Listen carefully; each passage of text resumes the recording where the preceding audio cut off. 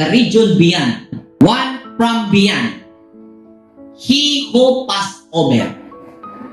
Kunya, sa verb, sa etymology, from the verb, abar, to pass over. May tabok. May tabok, may pass over. Bakit kaya na nung inalis ang mga Israel sa pagkaalipin sa Ehipto, bakit may seremonyas ng Passover? Bakit kaya? Gaya ng sabi ko kanina, si Moses, descendant ni Israel. Si Israel, descendant ni Abraham. Si Abraham, descendant ni Pilig. Sakto? At si Pilig ay anak ni Hebrew. Anak ni Iber. Ang Passover ceremony, practice, kultura, ay isang identity na ikaw ay may ideya or may pamamaraan na mutabok. Mutabok gikan sa sitwasyon kung diin ikaw nahimutang.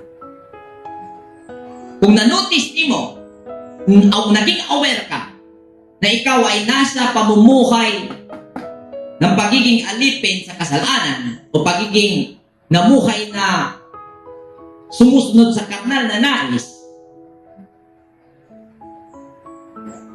kailangan mo maalala na ikaw ay Hebreo.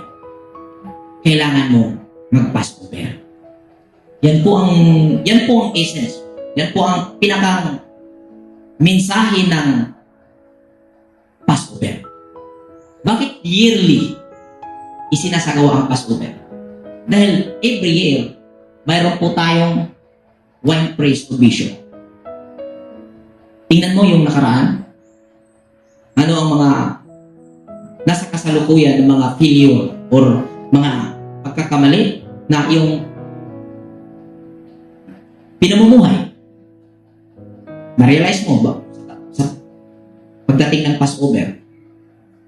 Pag na-realize mo, ito yung time na mag-Passover ka. First fruits. Ialay mo. Alam po ba? Ialay mo ang unang bunga. Matapos mong mapagnilay-nilayan ang wine praise vision, na matapos mong matingnan na twist yung mga nakaraan, yung mga failure mo sa isang taon, na nagawa mo na gawin yung wisdom at namumunga yun matapos mong magawa.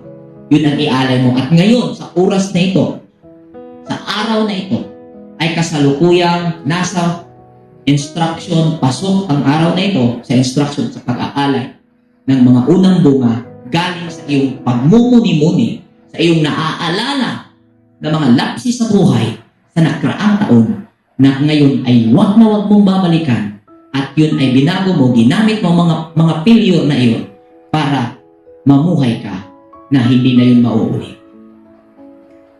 At sa ganitong pamumuhay na may Passover every year, bawat taon, at magkakaroon na sa huling sandali ng iyong buhay, fully active ang 7 chakra sa iyong sarili. Amen po ba? Hindi ka mag-decrease. Ang sundin mo lang. Hindi ka pababa, pataas ka. Amen po ba? Kaya Passover. Kaya ngayon mo, pag-isipang mabuti, pahalagahan mo ang Passover. Sa lahat ng pista, sa lahat ng seremonyas na iniutos sa Torah, sa written Torah, ang Passover ang may chance. Kung hindi mo na-celebrate sa unang buwan ng taon, may pangalawang taon, same day, same instruction. Bakit? Kailangan para mag-increase ka bilang descendant ni Hebrew.